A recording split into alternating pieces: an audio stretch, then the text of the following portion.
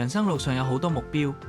根據一項調查，有近半受訪者都覺得難以持續咁兼顧自己同家人嘅長期目標。我哋明白，要達成咁多目標，的確可能會覺得好困難。你好啊，陳小姐，見你揾得我咁急，有啲乜嘢可以幫到你呢？係咁嘅，我個女呢就好想去英國留學，而我老公呢仲話想退咗休之後要環遊世界。咁我真係好想嚟問下你，究竟我點樣可以完成到呢啲目標呢？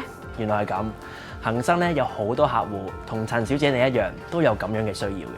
我哋致力升級我哋嘅財富規劃系統，以你同你家庭嘅未來為先，助你全方位規劃你嘅理財目標以及資產配置方案，從而有機會更有效及早達成目標。第一步，訂立理財目標。一切由訂立清晰明確、切合你同屋企人需要嘅理財目標開始。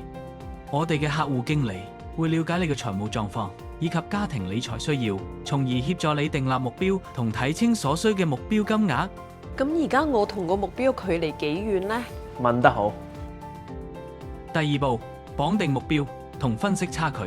你可以綁定你嘅恒生個人綜合戶口或者 Family Plus 戶口去唔同目標，系統就會實時追蹤戶口嘅資產嚟進行財富預測同埋分析目標金額差距，清楚顯示你需要幾多金額以達到目標。配合埋我哋得獎嘅資產分析工具 Wealth Master， 就可以更好咁規劃啦。第三步，分析資產及制定理財方案。恒生 Wealth Master 評估你嘅資產投資組合，同市場基準作比較，由客戶經理協助你深入分析過往表現同應對經濟波動嘅抗跌力，按需要作出調整，以達至有效分配資產，確保資產配置符合理財目標。第四步，定期檢視目標進度。點先可以令計劃趕得上變化？客戶經理會同你定期檢視你嘅資產投資組合同目標達成狀況。你亦可以透過我哋恒生 Mobile App 入面嘅 Go Planner 功能，一機在手，隨時隨地追蹤目標進度。